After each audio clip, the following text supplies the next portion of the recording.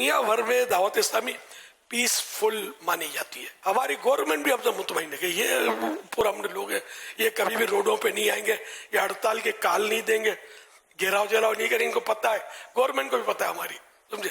ہمیں نان ٹیررسٹ کا بالکل یہ کہ لکھ کر سرٹیفکیٹ ہمارے وطن نے بھی دیا ہے, اور بعض وہ ممالک جو غیر مسلم اکثریت ہے وہاں بھی ہمیں جیلوں تک میں کام کرنے کی اجازتیں ہیں الحمدللہ.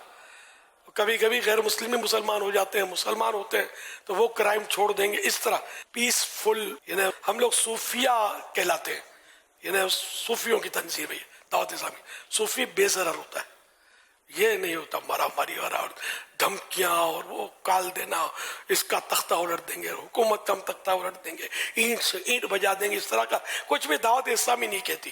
اب بعض جذباتی ہمارے ساتھ بھی آ جاتے ہوں گے جو مطلب ہر طرف چرتے پھرتے ہیں, ایکچولی وہ دعوت اسلامی کے نہیں ہوتے, لیکن ادھر آئیں گے تو امام آباد لیں گے, ادھر جائیں گے تو ننگے سر ہو جائیں گے, گریبان کھول دیں گے, لڑا لڑی کر ادھر نعرے لگا کر آ جائیں گے, ادھر ہڑتال میں پتھراؤ کر کے آ جائیں گے.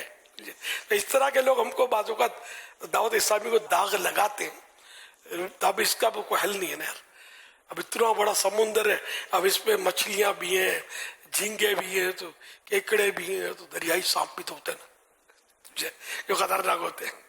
کیا کریں, اس کا حل کوئی نہیں ہے. بس آپ سب سافٹ زندگی گزاریں, نرمی کے ساتھ گزاریں زندگی, آپ کا کوئی نام نہ لے انشاءاللہ.